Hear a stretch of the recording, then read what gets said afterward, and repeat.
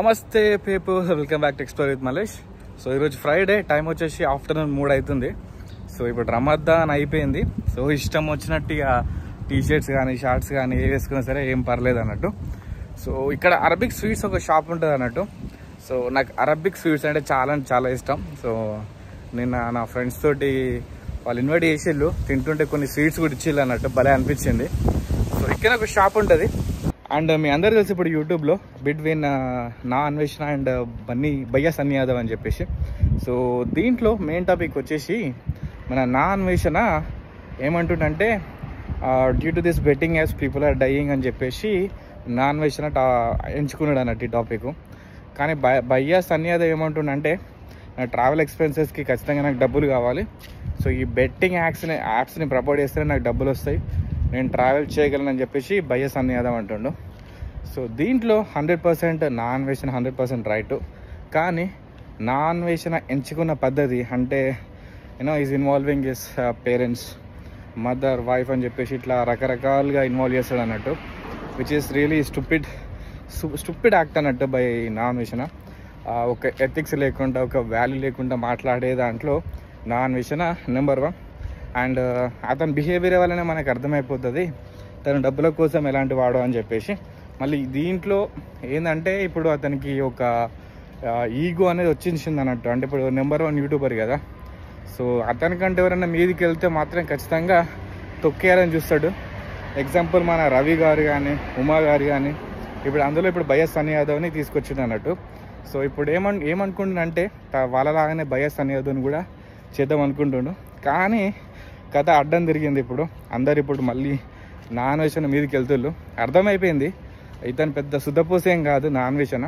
అతను చెప్పే టాపిక్ కరెక్టే, కానీ అతని మెయిన్ ఇంటెన్షన్ ఏంటంటే ఖచ్చితంగా ఈ యూట్యూబర్స్ని తనకంటే మీదున్న ఖచ్చితంగా తొక్కేయాలని చెప్పేసి మనోని ప్లాన్ అన్నట్టు. అది ఎప్పుడు నెరవేరదు. నా అన్వేషణ కొంచెం మారాలి. ఓన్లీ తన యూట్యూబ్ మీద ఈ లొకేషన్స్ మీద ఫోకస్ చేస్తే బెటర్. అంతేగాని ఇక అందరినీ తొక్కేయాలంటే అతనే తొక్కేస్తారు అందరూ. సో ఇది మాత్రం ఖచ్చితంగా ఆ అన్వేషణ గుర్తుపెట్టుకోవాలి. రకరకాల గులాబ్ జాములు, అరబిక్ స్వీట్స్ అద్దరిపోయింది. కొనైతే తీసుకుంటున్నాం మనం, ఇవి కూడా తీసుకోవాలి. అద్దరిపోయింది రకరకాల ఇవన్నీ. ఈ కునాఫా అంటే ఇది అన్నట్టు నా ఫేవరెట్ కునాఫా. సో ఇది కూడా అదే కునాఫా విత్ చీజ్ అన్నట్టు ఇది. ఇంకా చూద్దాం, ఇక చాలా అంటే చాలా ఉన్నాయి. ఏమన్నా ఉంటాయి, ఇవి రేంజ్ ఉంటాయి అన్నట్టు టేస్ట్. ఇవి సూపర్. ఇవి కూడా మనం తీసుకున్నాం, మస్తు ఉన్నాయి కదా. రచ్చ ఉంటుంది, మొత్తం స్వీట్ షాపే ఇది. సో మొత్తానికి అయితే స్వీట్స్ తీసుకున్నా, చూస్తుంది కదా. స్వీట్స్, కొన్ని ఐస్ క్రీమ్, కొన్ని మిల్క్ కూడా తీసుకున్నా. ఈ మిల్క్ ఏంటంటే జర కొంచెం ప్రోటీన్స్ మెయింటైన్ చేయాలి. ఇవి మొత్తం ఎంటికలను ఊసిపోతున్నాయి. ఇంతకుముందు 2 ఎకరాలు ఉండే, ఇప్పుడు 1 ఎకరం అయింది అన్నట్టు. సో మెల్లమెల్లగా ఎంటికలు బాగా ఊసిపోతున్నాయి. సో ఎందుకు ఎంటికలు బాగా ఊసిపోతాయి అంటే స్పెషల్లీ గర్ల్స్ ఉన్న వాళ్ళకు ఇక్కడ ఉన్న వాటర్ మొత్తం ప్యూరిఫై చేస్తారన్నట్టు. ఆ ప్యూరిఫై చేసినాక దాంట్లో ఐరన్ కానీ ఇవన్నీ ఏమి ఉండవు. మొత్తం ఏంటంటే ప్యూరిఫైడ్ వాటర్, మొత్తం మళ్ళీ వేడిగా ఉంటాయి వాటర్. ఏమయ్యా దాంట్లో ఏముండదు అన్నట్టు, మొత్తం ఆ ఫిల్టర్డ్ వాటర్లో. సో మీరు గల్ఫ్ నుంచి వచ్చే వాళ్ళ అసలు చూడండి, మ్యాక్సిమం వాళ్ళ ఎంటికలన్నీ ఊసిపోతాయి. అందరికీ బట్టదలనే వస్తుంది. సో గల్ఫ్కి వచ్చేటప్పుడు అయితే ఖచ్చితంగా మీరు దృష్టిలో పెట్టుకోండి. అంటే అందరికి ఊడిపోదు, బట్ చాలామందికి అయితే ఎంటికలు ఊసిపోతాయి. అందరికి కాదు. సో కొందరికి వాళ్ళ ఇక డిఎన్ఏ, వాళ్ళ ఇమ్యూన్ సిస్టమ్ బట్టి, వాళ్ళు తీసుకునే ఫుడ్ బట్టి ఎంటికలు అయితే ఉంటాయి. కానీ ఇక్కడ వాటర్ మాత్రం మంచిగా ఉండే అంత సెన్స్ ఏంటంటే మన ఇండియా లెక్క కాదు. మన ఇండియాలో ఏంటంటే ప్యూర్ వాటర్, దాంట్లో అయన్ కూడా ఉంటుంది అన్నట్టు. సో ఈ అయన్ ఎంటికలకు మంచిది. కానీ ఇక్కడ ఈ ప్యూరిఫైడ్ వాటర్లో ఏముండదు అయన్ ఇట్లా. సో అది ముచ్చట. మీరు అబ్జర్వ్ చేస్తే ఈ నా అన్వేషణ స్టార్టింగ్లో ఈ భయ్యా సన్నీ యాదవ్ని స్టార్టింగ్లో ఏమన్నాడంటే నువ్వు అమెరికాకి వెళ్ళలేదు, కొన్ని కంట్రీస్ స్కిప్ చేసినావు, నీ బైక్ని నువ్వు మొత్తం హెయిర్ లిఫ్ట్ చేసినావు, పార్సల్ చేసినావు అని అన్నాడు. కానీ మళ్ళీ దాని తర్వాత దానికి భయ్యా సన్నీ యాదవ్ ఆన్సర్ ఇచ్చిండు అన్నట్టు. తను అడిగిన క్వశ్చన్కి ఆన్సర్ ఇచ్చిండు. ఆన్సర్ ఇచ్చినాక తన తను నాన్ వెజ్ చేసిన ఎలిగేషన్కి పాయింట్ లేదన్నట్టు, వ్యాలిడ్ కాదన్నట్టు. తను ఏదో జస్ట్ నోటి దూలకు ఏదో ఒక వీడియో తీసి భయ్య సన్నీ యాదవ్ని టార్గెట్ చేసిండు.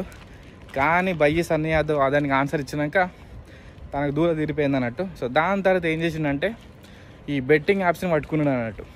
సో ఈ బెట్టింగ్ యాప్స్ని పట్టుకోనికి మెయిన్ రీజన్ ఏంటంటే అన్వేషణ యొక్క క్యారెక్టర్ బట్టి తను ప్రజల కోసము ఈ స్టూడెంట్స్ కోసం బాగుపడాలని మాత్రం కాదు, నాన్ వెషన్ చూస్తున్న వాళ్ళకి అర్థమైపోతుంది తన బిహేవియర్ కానీ తను చేసే పనుల బట్టి మనకు అర్థమైపోతుంది తను ఎలాంటి వాడో.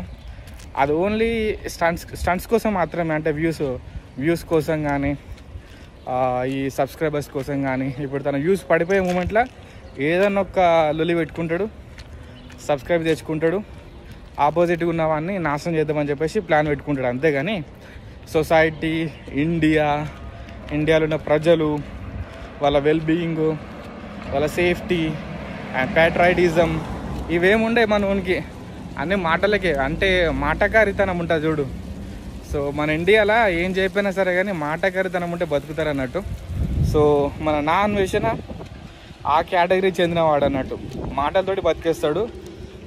ఎదురొచ్చిన వాడిని ఇక కంప్లీట్గా వాళ్ళ ఫ్యామిలీ, వానికి ఎథిక్స్ ఉండే అన్నట్టు. ఏది పడితే మాట్లాడతాడు, ఏది పడితే అది వీడియోస్ చేస్తాడు.